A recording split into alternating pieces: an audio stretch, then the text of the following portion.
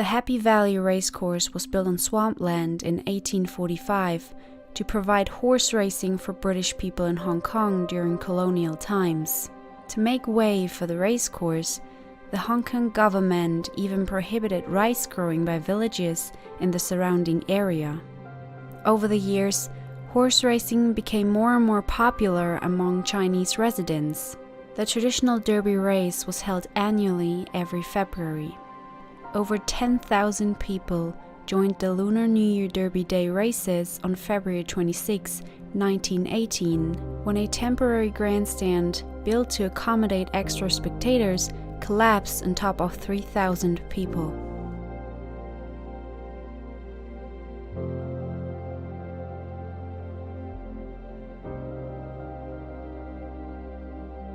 At that time, Hong Kong's rapid growth saw British interests entrenched. At Happy Valley, that meant that the Jockey Club became the sole arbiter of racing and racing etiquette. The racecourse became a fashionable place where Chinese as well as expats could satisfy their passion for betting. The overall circuit of the racecourse had tight corners and was supposed to resemble a Roman amphitheater, with high stands close to the track. To accommodate increasingly subtle social strata, more and more stands of stout bamboo scaffolding and wood were built. Steeply banked tiers should make sure that everyone has the best possible view. The stands sheltered a small village of food stalls, bars, and bookies. The late winter of February 1918 was unusually dry in Hong Kong. As the betting period ended and the horses approached the line, the last thing anyone expected was the chaos and terror that was about to unfold.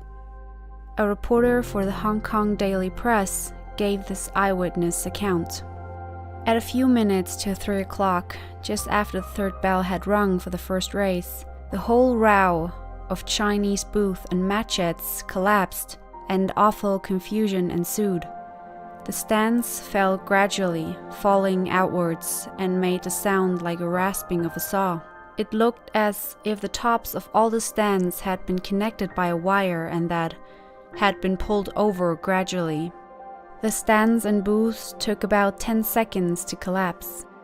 After the grandstands collapsed one by one, suddenly white smoke and flames appeared and began to spread from the center outwards. The collapse had knocked over nearby food stalls, which caused a fire to break out that was setting the bamboo matting ablaze. The outbreak caused a terrible panic, and hundreds were trapped under fallen and burning bamboo and palm leaves. A total of 614 people of various nationalities and background died, mostly Chinese women and children, with several hundred injured and many bodies that were unidentified. A young police cadet, identified only as L.L. Lopez, is credited with the rescue of several people that day. The official inquiry concluded that elementary safety and fire precautions had never been taken. After the calamity, the Tung Wah Hospital swiftly offered healing hands to the victims and the affected families. An inquiry into the disaster opened on March 4 and lasted for 22 days. Among its findings, the jury criticized the Director of Public Works for not laying down safety standards for construction of the temporary stands, and the Captain Superintendent of Police for not taking necessary precautions for public safety. Recommendations included that temporary race stands constructed of such inflammable materials as matting and bamboo be discontinued. This led the governor, Sir Francis Henry May, a horse racing enthusiast, to take official responsibility for the fire, voicing sentiments that many probably shared. I blame myself as regards the non-provision of fire precautions, because I was head of the police here for 9 years and I never anticipated a fire in these machettes. Then, to this credit, the governor permanently banned the use of temporary stands from the racecourse. On October 1st, the Post reported that new stands will be erected, and it is hoped in time for the next annual races.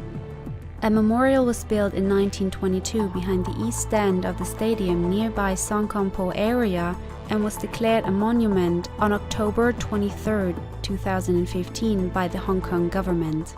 The ruling and renovations came too late for the victims of the Happy Valley fire. Today, Happy Valley is still run by the Jockey Club elite and racing continues, where the excitement of the racing season attracts thousands of people each year.